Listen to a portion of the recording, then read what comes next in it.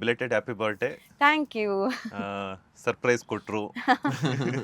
ಏನ್ ಗಿಫ್ಟ್ ಕೊಟ್ರು ಅಂತ ಶಿಶಿರ್ ಅವರು ಬರ್ತಾರೆ. ಸೀರೆ ಕೊಟ್ರು. ಹ್ಮ್. Actually Shishir is very old school. ಹ್ಮ್. ಅಂದ್ರೆ ಈಗಿನ ಜನರೇಷನ್ ಆಗ್ಲಿ, ಈಗಿನ ನೋ ಒಂದು ಜೆನ್ಸಿ. ಜೆನ್ಸಿ ಟೈಪ್ಸ್ ಲೈಕ್ ತೋರ್ಕೆಗಾಗ್ಲಿ ಏನೂ ಮಾಡಿಲ್ಲ. ತುಂಬಾ ಒಂದು ಥಾಟ್ಫುಲ್ ಆಗಿರುವಂತ ಒಂದು ರೇಷ್ಮೆ ಸೀರೆನ ಹ್ಮ್. ಗಿಫ್ಟ್ ಮಾಡಿದ್ದಾರೆ. So it was very party ಕೂಡ I wanted to keep it private, ತುಂಬಾ ಪ್ರೈವೇಟ್ ಆಗಿ ಇಡಬೇಕು, ಎಲ್ಲೂ ಹೊರಗಡೆ ಹೋಗ್ಬಾರ್ದು, ಅಂದ್ರೆ ಪಾರ್ಟಿ ವಿಜುವಲ್ಸ್ ಎಲ್ಲೂ ಹೊರಗಡೆ ಹೋಗ್ಬಾರ್ದು ಅಂತ ತುಂಬಾ ಪ್ಲಾನ್ ಮಾಡಿದೆ.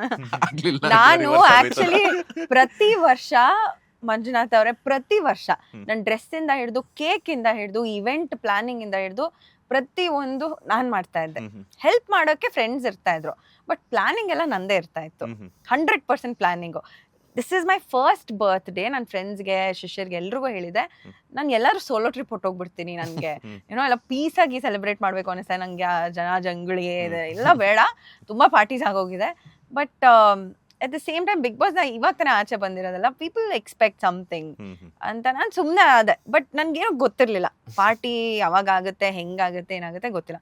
ಇನ್ಕ್ಲೂಡಿಂಗ್ ಮೈ ಕಾಸ್ಟ್ಯೂಮ್, ಆ ಕಲರ್ ಇಂದ ಹಿಡಿದು ಆ ಕಾಸ್ಟ್ಯೂಮ್ ಯಾವ ಥರ ಇರುತ್ತೆ ಎಲ್ಲ ಪ್ಲಾನ್ ಮಾಡಿರೋದು ಶಿಷ್ಯರು.